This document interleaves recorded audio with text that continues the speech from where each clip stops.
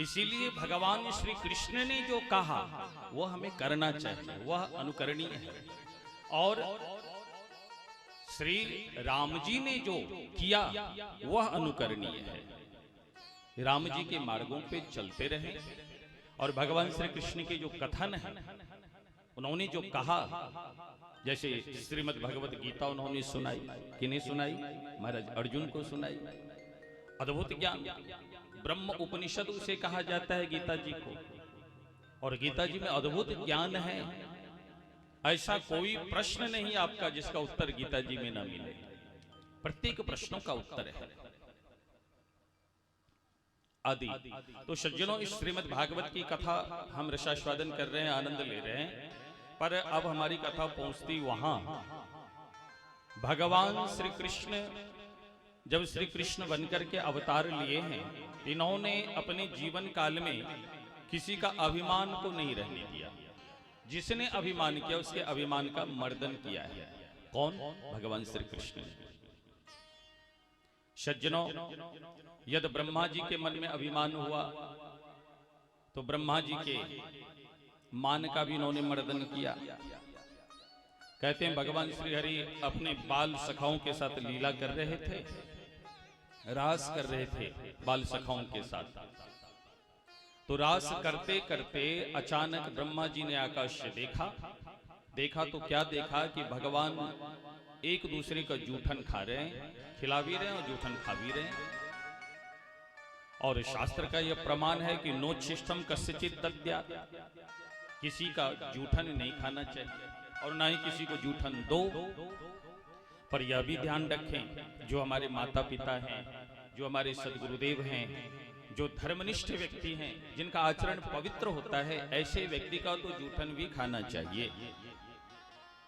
ऐसे व्यक्ति का यदि आप जूठन खाते हैं तो शायद आपने नारद जी की कथा सुनी, व्यास जी से उन्होंने कहा कि मैंने संत के जूठन प्रसाद खाए, परिणाम मेरे सारे पाप धुल गए और मैं नारद बनकर के पुनः प्रकट हो गया। तो जो जिनका आचरण पवित्र है, जो भगवत भक्त हैं, हमारे गुरुदेव हैं, माता पिता हैं, उनके जूठन खाना चाहिए। तो ब्रह्मा जी ने देखा कि ये कैसा ब्रह्म है, न इन्होंने हाथ धुला, न पैर धोया, न कुल्ला आचमन करी और बिना आसन के ही भोजन करने के लिए बैठ गए। तो ब्रह्मा जी के मन में शंका हुई, तो उन्होंने भगवान की परीक्षा ली। अब देखो, भगवान की लीला ऐसी विचित्र है कि ब्रह्मा जी की भी बुद्धि भ्रमित हो गई। तो उन्होंने ब्रह्मा जी की परीक्षा, भगवान श्री कृष्ण की परीक्षा ली। तो परीक्षा कैसे ली? कहते हैं भगवान बछड़ा चारण करते हैं, बछड़े को चराने के लिए आते हैं। तो बछड़े चारण कर रहे हैं और सभी ग्वाल बाल बैठ करके भोजन कर रहे हैं। तो जितने बछड़े थे उन बछड़ों को चुरा करके ब्रह्मा जी ने क्या किया, अपने ब्रह्मलोक में उसे मोह ग्रसित कर, यानी निद्रा में सुला दिया और स्वयं देखने लग गए कि देखो इस भगवान को अब क्या ये करते, ये असली हैं या नकली हैं। तो भगवान आरोग रहे थे, दधी भात आरोग रहे थे, खा रहे थे।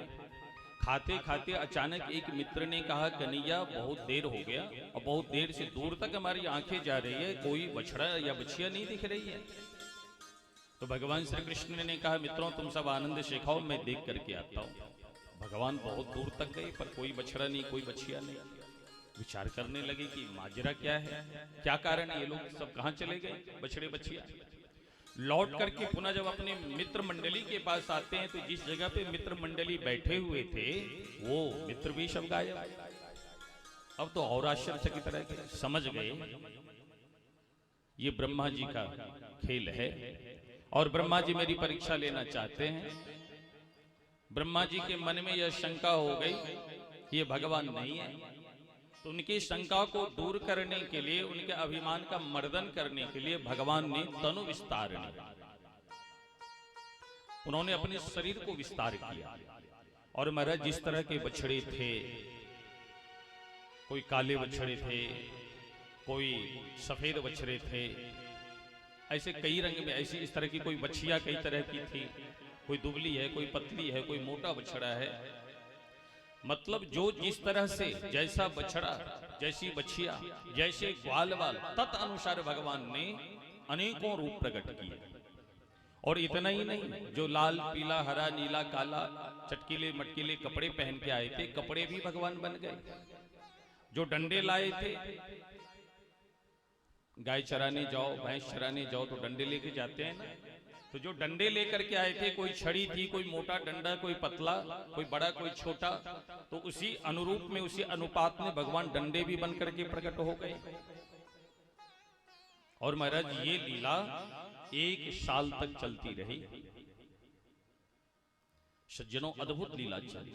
ये बातें किसी को खबर नहीं लगी, पर जैसे ही दाऊ भैया ने गौर से देखा कि आजकल बड़ा प्रेम उमड़ रहा है, कारण क्या है? क्यों?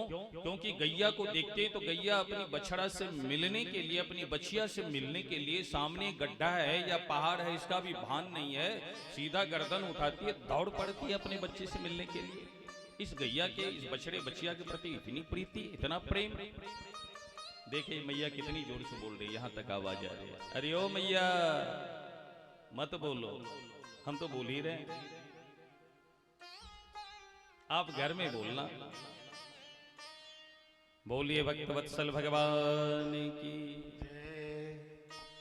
कम से कम मेरे सामने चुप हो जाओ, और फिर जब, या तो फिर हम जब चुप हो जाए तब आप लोग बोलो, तो हम भी सुने कि कैसे आप लोग बोलते हो। और मैं भी बोलूं, आप भी बोलो, तो ना आपकी बात कोई समझेगा ना मेरी कोई बात समझेगा, फिर बोलने से कोई मतलब रहा नहीं। इसीलिए प्रेम से राधे राधे बोलो और प्रेम से कथा सुनिए। बात करनी हो बहुत जरूरी है, उठ करके यहां से जाएं, दूर जा करके बात करें। बोलिए भक्तवत्सल भगवान की। तो मैं क्या कह रहा था पप्पू जी, कहाँ कथा थी हमारी?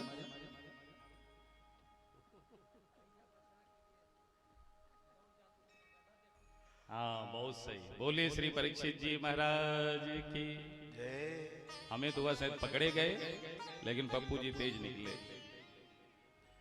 गैया की प्रीति अपने बछड़े बछिया में देखा दाऊ भैया ने, तो आश्चर्यचकित रह गए। इस गैया के मन में अपने बछड़े बछिया के प्रति जो प्रेम दिख रहा है, इस समय उभर रहा है, जो प्रेम उमड़ रहा है, यह प्रेम मैंने इससे पहले कभी अपनी आंखों से नहीं देखी।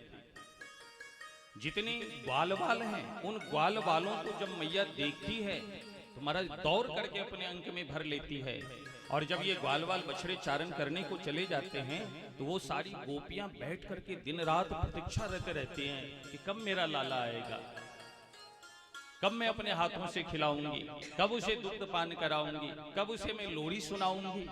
सब लोग उसी प्रतीक्षा में मूर्ति की तरह जहां तहां देखो बैठे रहते हैं, खड़ी रहती है। इस दृश्य को जब दाऊ भैया ने देखा तो विचार करने लगे, ये तो आश्चर्य की बात है। ऐसा प्रेम, ये प्रेम की दिव्य धारा जो वृंदावन में, संपूर्ण वृंदावन में ये धारा जो प्रवाहित हो रही है, ऐसा प्रेम हमने कभी पहले नहीं देखा।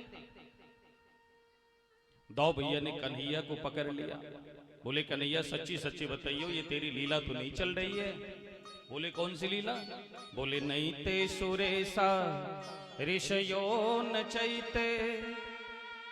जिन बछड़ा में, जिन बछिया में, जिन ग्वाल वाल में हमें ऋषि का दर्शन होता था, महात्माओं का दर्शन होता था, देवताओं का दर्शन होता था, आज उन ऋषियों में, उन बालकों में न तो देवता दिखते हैं, न तो संत दिखते हैं, सब में तुम ही तुम दिखाई दे रहे हो। बात क्या है? भगवान श्री कृष्ण मंद मंद मुस्कुरा पड़े, बोले भैया आज आपको खबर लगी है, ये जितने बछड़े हैं बछिया हैं ये सब मैं हूं। बोले अच्छा ये कैसे भाई? उन्होंने सारी बातें कह सुनाई। ब्रह्मा जी ने ऐसी परीक्षा ली मेरी। और महाराज ऐसा ये लीला भगवान ने किया क्यों? कहते भगवान ने ये लीला इसलिए करी है, जब भगवान श्री कृष्ण और दाऊ भैया बलराम जी अपनी मैया के आंगन में घुटुरमुल चलते, कुछ और बड़े हो जाते, दौड़ते, प्रेम से मैया के साथ बोलते खेलते, इस दृश्य को जो देखता सभी के मन में यही इच्छा होती है कि क्या श्री कृष्ण हमें नहीं मिलेंगे? क्या श्री कृष्ण कभी मेरा भी पुत्र बनेंगे? क्या मेरा ऐसा सौभाग्य होगा? कि मैं पूर्ण ब्रह्म को मैं अपना दुग्ध पान कराऊं, मैं गोद में बिठा करके लोरी सुनाऊं। गैया विचार करती कि हे नंद नंदन श्याम सुंदर, क्या कभी मेरा भी ऐसा सौभाग्य होगा, मेरा बछड़ा या बछिया बन करके आप मेरा दुग्ध पान करो और आपको मैं प्रेम से अपनी जीवा से चाट चाट के आपके दिव्य अंगों का रस लेकर मैं परमानंद की अनुभूति कर सकूं। नंद लाल निहार लिए जब ते निज देहन गेह संहारन है, धर धीरज बोल उठी बरनी पद नीरज की रज झारन दे। पुत्री कह सामन से हट जा, आंसुआ कह पाए पखारन दे।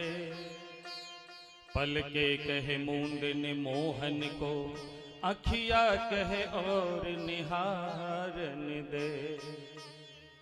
भगवान श्री कृष्ण के प्रति ऐसी प्रीति, नंद लाल निहार लिए जब ते निज देह न गेह संभारन ते।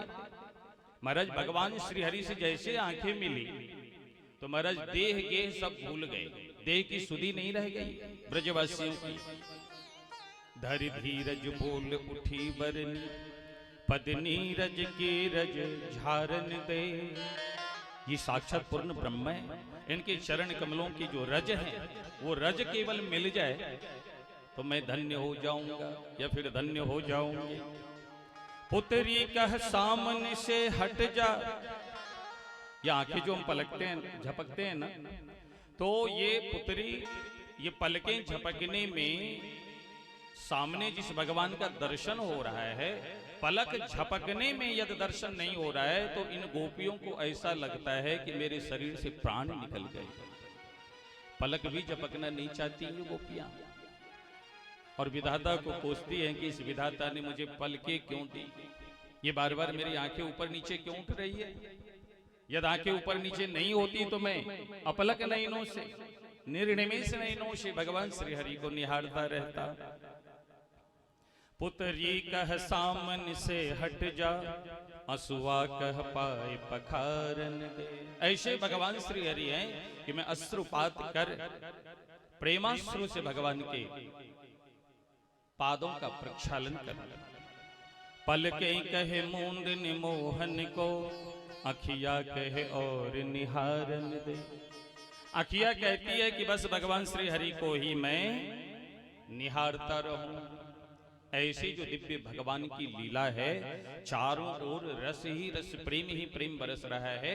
जब यह ज्ञात हुआ भगवान श्री कृष्ण के माध्यम से दाऊ भैया को, ये तो सब लीला चल रही और सब में भगवान ही भगवान है, तो दाऊ भैया तो आश्चर्यचकित रह गए। कन्हैया तेरी लीला को समझना जान पाना बहुत ही कठिन है।